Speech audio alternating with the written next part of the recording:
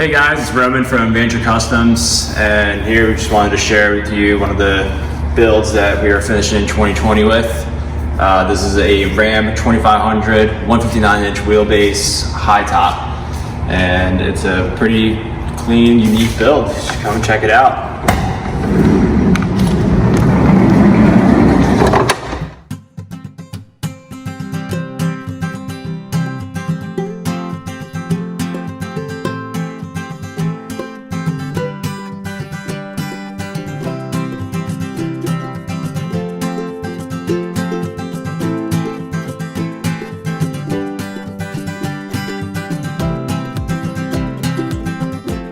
So to start off here, we have the 3 switches, one for the water heater, one for the light switch in the front portion of the van, and one for the water pump that provides water all the way to the sink up here.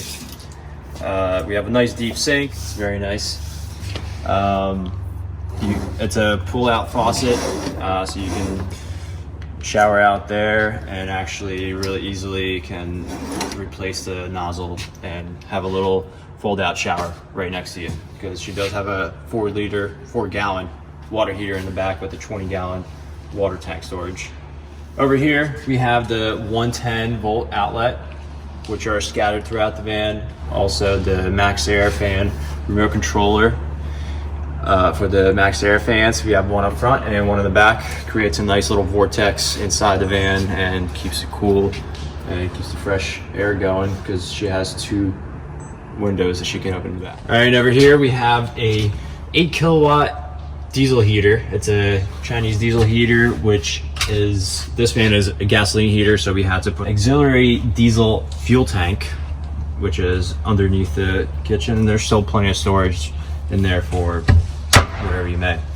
And then over here we have a nice little couch lounging area to work on. There's also a 110-volt outlet right here to my left underneath me. These are cushions from our little van Avocado. The customer is going to make her own cushions, so we're just modeling some cushions for now. We have a standard slide out bed here. She wanted it to fold out this way to create a little another sleeping area. There's 2 legs that fold out here, aluminum, so this stays strong. And then there's another portion that slides out here as well. So it actually turns out to be a decent sized bed. If you want to crash real quick, it's actually pretty comfortable size, pretty big area. And it's nice to have like a eating, chilling area on the side here. And it's quick and easy to pull out and pull in. Just 2 legs that clip in. And cushion slides in. And this as well. So it's an easy slab bed system that works great, and there underneath there's still plenty of storage. Here we have a little kitchen. It's a 36-inch countertop with a pretty big sink, a lot of storage in the drawers. They have the plastic RV latches to keep them in flying around while you're driving. Pretty big drawer down here, and also a huge drawer underneath the fridge for the bigger items. Big 85-liter, I believe, isotherm fridge that is flush with this big cabinet that is from floor to ceiling. This was a pretty hard cabinet to fit in and have everything flush as one piece to fit the curvature of the van, but I think it looks really good and kind of divides the kitchen from the bedroom area. And over here we have the desk area, workstation area. The customer wanted to possibly place a microwave up top or below. This outlet gives the availability for whatever she wants to choose that for, with a little battery monitor system next to it and a light switch for the bed area. You have nice little reading lights that are touch activated.